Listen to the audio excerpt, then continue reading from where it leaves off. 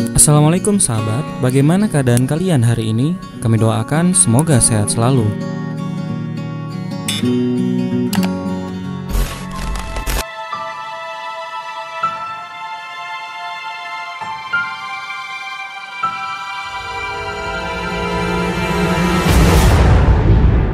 Mungkin beberapa dari Anda pernah berpikir tentang pertanyaan mengapa Bank Indonesia memiliki hak monopoli untuk mencetak uang rupiah. Bagaimana prosesnya dan milik siapa BI sebenarnya? Hal yang perlu Anda ketahui adalah seluruh bank sentral di dunia adalah milik swasta yang diberi hak monopoli untuk mencetak uang. Maka, apakah Bank Indonesia juga swasta? Kebanyakan manusia di dunia belum memahami bahwa mata uang kertas yang mereka pakai bukanlah terbitan pemerintah setempat. Sebelum ada bank sentral, sejumlah bank swasta telah menerbitkan nota bank yang berlaku sebagai alat tukar di negara yang bersangkutan. Dimulai dari Inggris. Dengan kelahiran Bank of England, hak menerbitkan uang kertas mulai diberikan hanya kepada satu pihak saja. Memang, kebanyakan bank sentral itu melabeli dirinya dengan nama yang berbau nasionalisme, agar terasa bahwa bank-bank sentral ini adalah milik negara seutuhnya, sehingga menumbuhkan kepercayaan masyarakatnya dan tidak menimbulkan kecurigaan serta keresahan. Bank sentral adalah milik keluarga-keluarga. Marilah kita ambil bank sentral paling berpengaruh di dunia saat ini, Federal Reserve. Saham terbesar Federal Reserve dimiliki oleh dua bank besar, yaitu Citibank sebesar 15% dan Chase Manhattan sebesar 14%. Sisanya dibagi oleh 25 bank komersial lainnya, seperti Chemical Bank sebesar 8%, Merchant Security Trust sebesar 9%, Manufacturers Hanover sebesar 7%, dan sebagainya. Sampai pada tahun 1983, sebanyak 66% dari total saham Federal Reserve ini hanya dikuasai oleh 10 bank komersial saja. Sisanya 44% dibagi oleh 17 bank lainnya. Bank-bank ini kebanyakan dimiliki oleh keluarga-keluarga konglomerat berdarah Yahudi yang akan kami sebutkan nanti.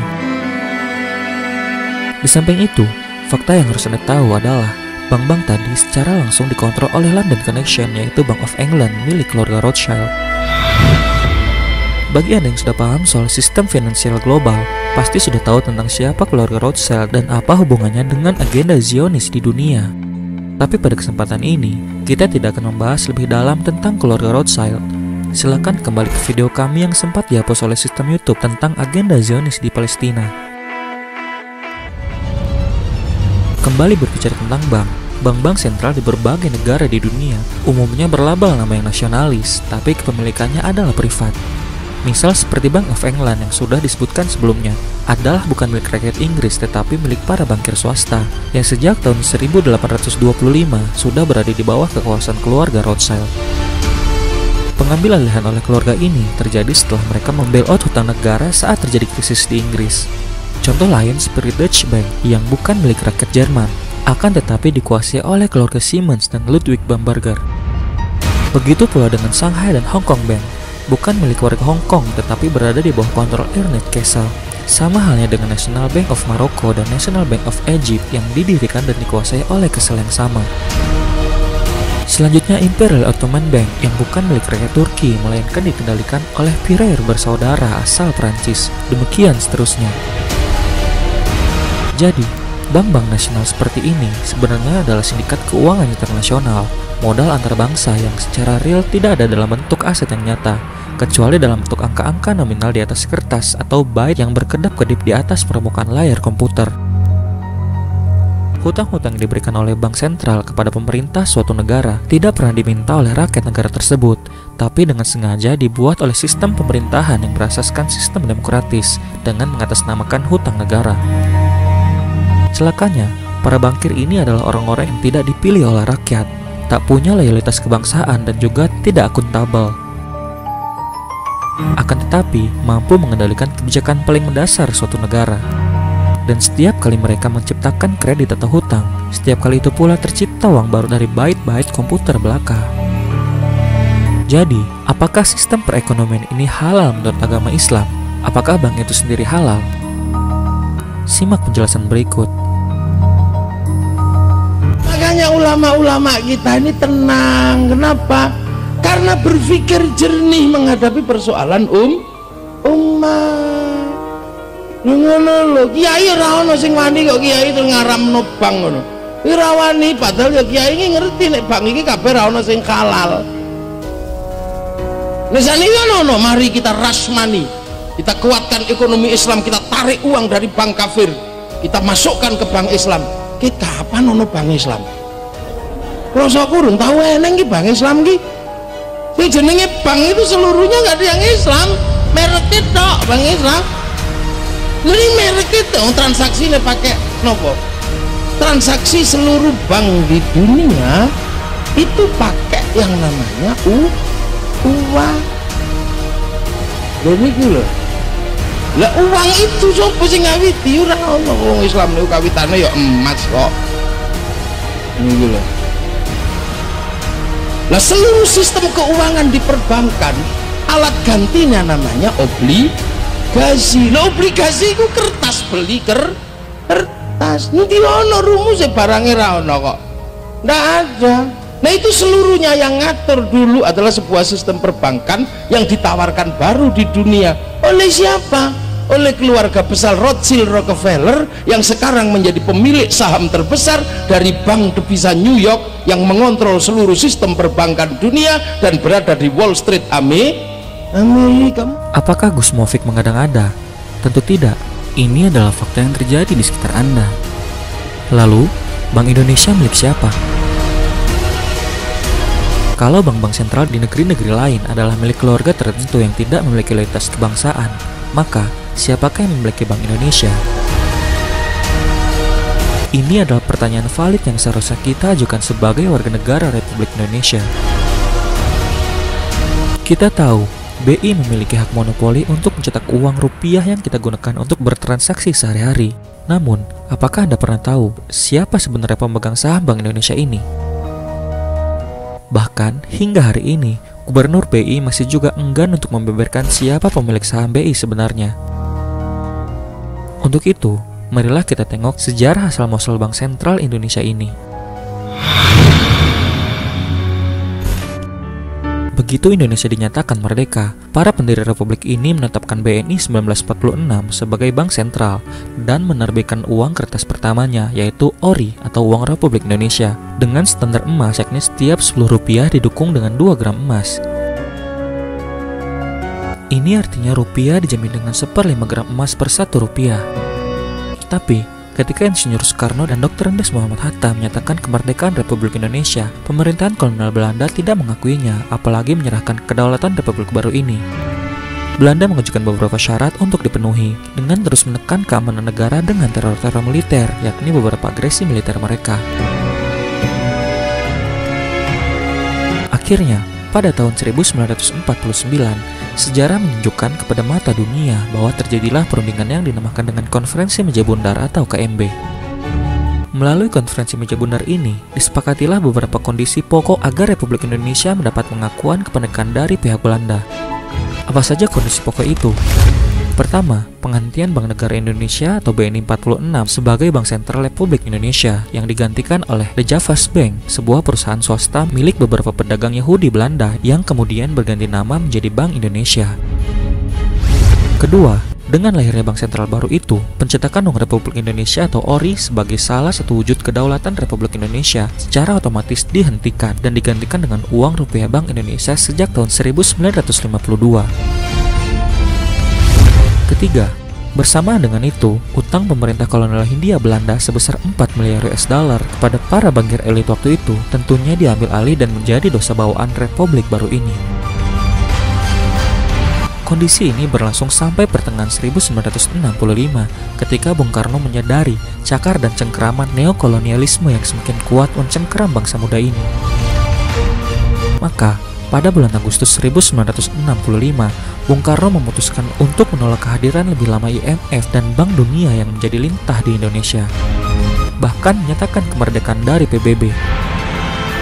Lebih dalam lagi, antara tahun 1963 hingga 1965, Presiden Soekarno telah menasionalisasi aset-aset perusahaan-perusahaan Inggris, Malaysia, serta Amerika sebagai kelanjutan dari pengambil alihan aset-aset perusahaan Belanda pada masa 1957 hingga 1958. Tapi, semua tindakan ini harus dibayar mahal oleh Bung Karno. Tindakan politik penyelamatan bangsa Indonesia itu menyebabkan Bung Karno yang adalah pahlawan pendiri bangsa harus menyadari republik ini. Dan itu terjadi pada tahun 1967 dengan naiknya Jenderal Soeharto sebagai Presiden Republik Indonesia kedua. Dengan menyahnya Insinyur Soekarno, neokolonialisme bukan saja kembali, tetapi menjadi semakin kuat. Tindakan pertama Jenderal Soeharto di awal masa jabatannya pada tahun 1967 adalah mengundang kembali IMF dan Bank Dunia, kemudian kembali menundukkan diri sebagai anggota PBB. Pemirsa, perlu diingat bila PBB sangat erat kaitannya dengan keluarga Rockefeller, pebisnis minyak bumi berdarah Yahudi yang merupakan sosok di balik masuknya sejumlah perusahaan multinasional ke Indonesia, termasuk Freeport. In a brief video introduced by the United Nations Secretary General Boutros Boutros-Ghali, and containing some exceptional footage, the connection between the United Nations, New York City, and the Rockefeller Foundation is clearly drawn. The future of this country and the lives of our children and our children's children are interwoven with the success of the United Nations. In it lies the hope of the people of the world. My father considers it a privilege to have had a part in the development of its permanent home. I'm glad to hand you, Mr. Lee, my father's check. Thank you, Mr. Rockefeller. Neokolonialisme berlanjut.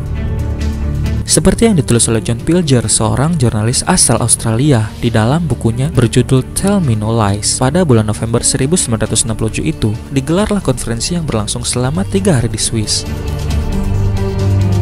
Konferensi ini dipimpin langsung oleh John D. Rockefeller. Semua perusahaan raksasa mengirim perwakilannya seperti perusahaan-perusahaan minyak besar, bank, termasuk Gas Manhattan, General Motors, Imperial Chemical Industries, British American Tobacco, Siemens, US Steel, dan masih banyak yang lain. Perusahaan-perusahaan raksasa yang mayoritasnya dimiliki oleh tangan-tangan berdarah Yahudi ini menanti bagi-bagi sumber daya alam dari Presiden baru Indonesia yang dianggap Richard Nixon adalah hadiah terbesar dari Asia Tenggara. Di dalam konferensi itu, ekonomi Indonesia yang pro-Amerika Serikat yang diutus oleh Presiden Soeharto menyetujui pengambil alihan perusahaan dari negara mereka sektor per sektor. Freeport mendapat bagian gunung emas di Papua, Konsorsium Amerika Serikat mendapatkan nikel, dan perusahaan raksasa Alcoa mendapatkan sebagian besar bauksit Indonesia.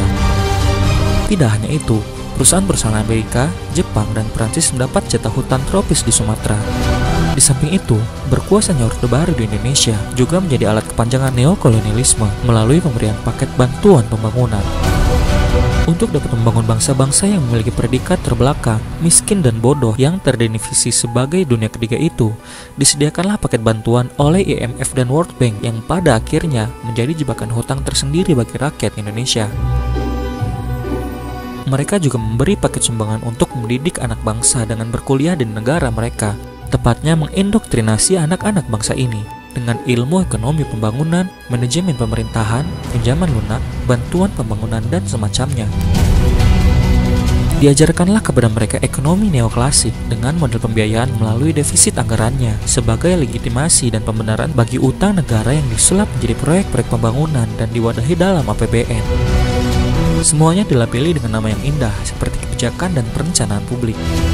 Maka, utang luar negeri Indonesia yang hanya 6,3 miliar US dollar di akhir masa Soekarno, yang diantaranya adalah hutang warisan Hindia Belanda sebesar 4 miliar US dollar, ketika masa Orde Baru berakhir pada Desember 1997, membengkak hampir mencapai 1000%, yakni sekitar 54 miliar US dollar.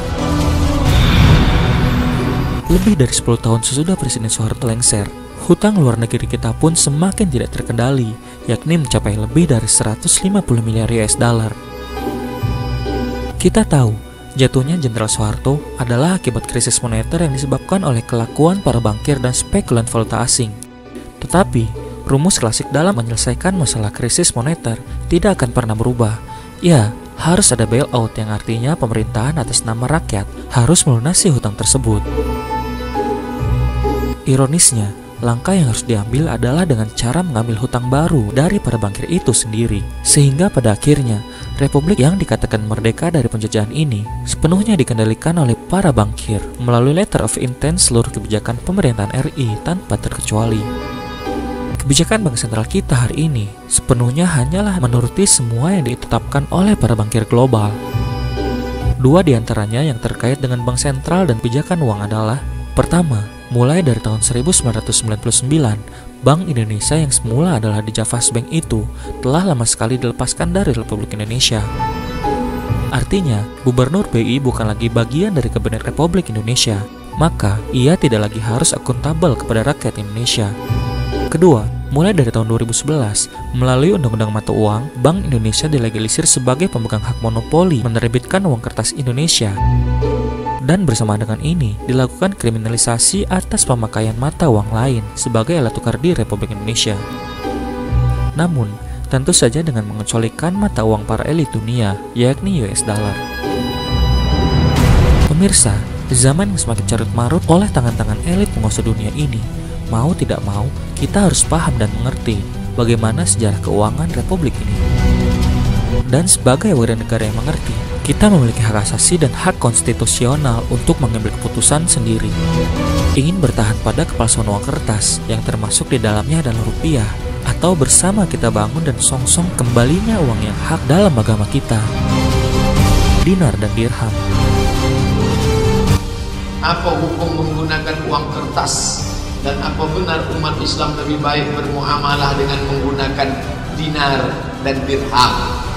Itu usul dari Perdana Menteri Malaysia Mahathir Mohamad.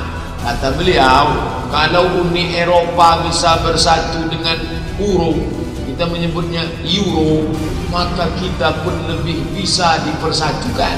Karena memang pada zaman Nabi kita menggunakan dinar.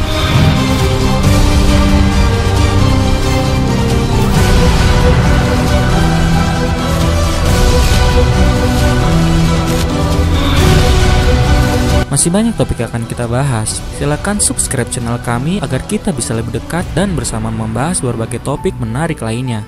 Like bila Anda suka dan unlike saja bila Anda tidak suka dengan video seperti ini. Terima kasih telah menonton dan sampai jumpa.